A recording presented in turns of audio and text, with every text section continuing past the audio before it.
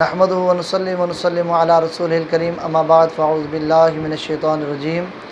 بسم اللہ الرحمن الرحیم الصلاۃ والسلام علیک یا سیدی یا رسول اللہ وعلی آلک و اصحابک یا سیدی یا حبیب اللہ۔ آج ہم سلسلہ محمد صلی اللہ تعالیٰ علیہ وآلہ وسلم ہمارے بڑی شان والے اس کے پارٹ 11 کے اندر موجود ہیں۔ ہم نے پچھلے پارٹ کے اندر حضور نبی کریم صلی اللہ تعالیٰ علیہ وآلہ وسلم کے صحابہ میں سے حضرت ابوبکر صدیق رضی اللہ تعالیٰ عنہ کا ذکر کیا تھا، اور ہم نے یہ بات عرض کی تھی کہ جس طرح کتب سماویہ کے اندر حضور نبی کریم صلی اللہ تعالیٰ علیہ وآلہ وسلم کا ذکر موجود ہے، تو سرکار کے ذکر کے ساتھ ساتھ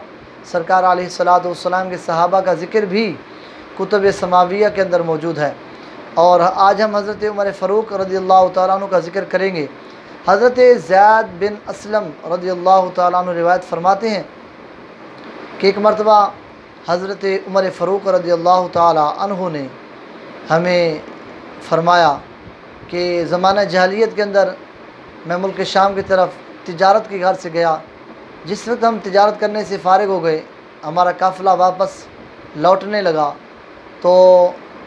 میں نے اپنے قافلے والوں سے کہا کہ مجھے کام جو میرا رہ گیا وہ میں نے کرنا ہے، اور وہ کام کرنے کے بعد میں تم لوگوں کے ساتھ شامل ہو جاؤں گا۔ حضرت عمر فرماتے ہیں کہ میں وہ کام کرنے کی نیت سے وہاں سے نکلا۔ جس وقت میں ملک شام کے بازار کے اندر گیا تو ایک شخص نے مجھے پیچھے سے گردن سے پکڑا اور مجھے گھسیٹتا ہوا اپنے کنیسہ کے اندر لے گیا، یہاں تک کہ میں نے کوشش بھی کی اس سے اپنی گردن چھڑانے کی، لیکن میں کامیاب نہ ہوا، وہ شخص کامیاب ہو گیا، اور اس نے جا کر مجھے ایک مٹی کے ڈھیر پر چھوڑ دیا اور ایک پھوڑا اور ایک ٹوکری لا کر میرے سامنے رکھ دی اور کہا کہ اے شخص،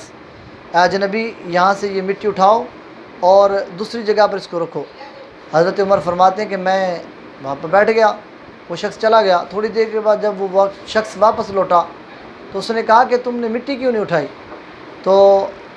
اس نے غصے میں آ کر ایک زوردار جو مکہ تھا وہ مجھے مار دیا۔ تو حضرت عمر فرماتے ہیں کہ میں نے وہ پھوڑا اٹھایا اور اس کے سر میں مار دیا، جس کی وجہ سے وہ شخص وہیں پہ مر گیا۔ آپ فرماتے ہیں میں وہیں سے اس کے کنیسے سے فوراً نکلا، اور مجھے خبر نہیں تھی کہ یہ کون سی جگہ ہے اور میں کدھر جا رہا ہوں۔ جس طرف بھی مجھے راستہ صحیح لگا میں اس طرف چل پڑا۔ آپ فرماتے ہیں ایک دن ایک رات میں نے سفر کیا، آخرکار ایک گرجا کے قریب سے جب میں گزرنے لگا تو تھکاوٹ مجھے محسوس ہوئی، تو میں اس گرجا کے قریب جا کے بیٹھ گیا، اس کی دیوار کے ساتھ ٹیک لگا کے۔ اب تھوڑی دیر گزری، اس گرجا سے ایک راہب جو ہے وہ باہر نکلا، اور اس نے آ کر مجھے پانی بھی پلایا اور مجھے کہا اجنبی تم باہر کیوں بیٹھے ہو، تم اندر آ جاؤ۔ حضرت عمر فرماتے ہیں میں اندر چلا گیا، پھر اس شخص نے مجھے کھانا بھی کھلایا، مجھے پانی بھی پلایا۔ پھر اس کے بعد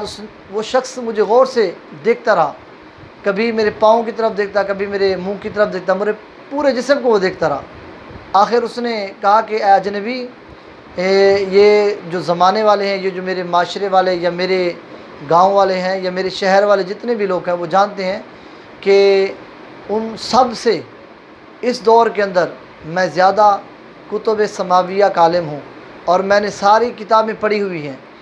اور مجھے لگتا ہے کہ تو نبی و آخر الزمان کا خلیفہ بنے گا۔ تو جس وقت حضرت عمر نے یہ باتیں سنی تو آپ نے کہا یار تمہارے میرے اوپر احسانات ہیں کہ تو نے مجھے پانی بھی پلایا، کھانا بھی کھلایا، لیکن مجھے ایسی باتوں میں نہ ڈال کے جس کی وجہ سے مجھے پریشانی ہو۔ تو اس راہب نے کہا کہ تم اس طرح کرو، ایک مجھے تحریر لکھ دو کہ جس میں میرے گرجا کی اور میرے گرجا کے سامان کی جو ہے وہ حفاظت کی ضمانت ہو۔ اگر تم بادشاہ بن گئے یا خلیفہ بن گئے تو تمہارے دور کے اندر اگر یہ شہر فتح ہوا تو تم مجھے بھی پناہ دو گے، میرے گرجا کو بھی پناہ دو گے، اس کو بھی محفوظ رکھو گے، اس کے سامان کو بھی محفوظ رکھو گے۔ حضرت عمر نے کہا کہ مجھے تم پریشان نہ کرو۔ اس نے بار بار اصرار کیا، تو اس نے کہا کہ اگر آپ بادشاہ بن گئے تو پھر تو ٹھیک ہے، اگر نہ بادشاہ بنے تو پھر آپ کو تحریر لکھنے میں مسئلہ کیا ہے؟ تو حضرت عمر نے اس کو تحریر لکھ دی۔ تو جس وقت حضرت عمر رضی اللہ تعالیٰ عنہ خلیفہ بنے تو آپ نے وہ شہر ملک شام جس وقت فتح کیا، وہی جو راہب تھا وہ خط لے کر، وہ تحریر لے کر حضرت عمر کی بارگاہ میں آ گیا، کہنے لگا اے عمر، یہ وہ تحریر ہے جو میں نے آپ سے فلاں وقت اور فلاں دور کے اندر میں نے آپ سے لکھوائی تھی، یہ وہی میں راہب ہوں جس نے آپ کے ساتھ ملاقات کی تھی، اور یہ آپ کی تحریر آپ کے سامنے موجود ہے، لہٰذا مجھے بھی حفاظت دی جائے اور میرے گرجا کو بھی۔ تو حضرت عمر رضی اللہ تعالی عنہ نے کہا کہ یہاں پہ میری مرضی نہیں چلے گی بلکہ اللہ اور اس کے رسول کی مرضی چلے گی، اور یہاں پہ حکم اللہ اور اس کے رسول کا چلے گا، اور اگر عمر کا بیٹا بھی ہوتا تو اس کی بات بھی نہ مانی جاتی۔ تو یہ تو عمر کی بات ہے، تو لہٰذا اللہ اور اس کے رسول کے حکم پر عمل کیا جائے گا۔ تو انشاءاللہ ہم آگے والے پارٹ کے اندر انشاءاللہ ہم مزید ذکر حضور صلی اللہ تعالیٰ علیہ وسلم کا کریں گے، سرکار کے صحابہ کا کرام کا کریں گے۔ اللہ تبارک و تعالیٰ کی بارگاہ میں دعا ہے کہ اللہ رب العزت ہمیں عمل کی توفیق عطا فرمائے۔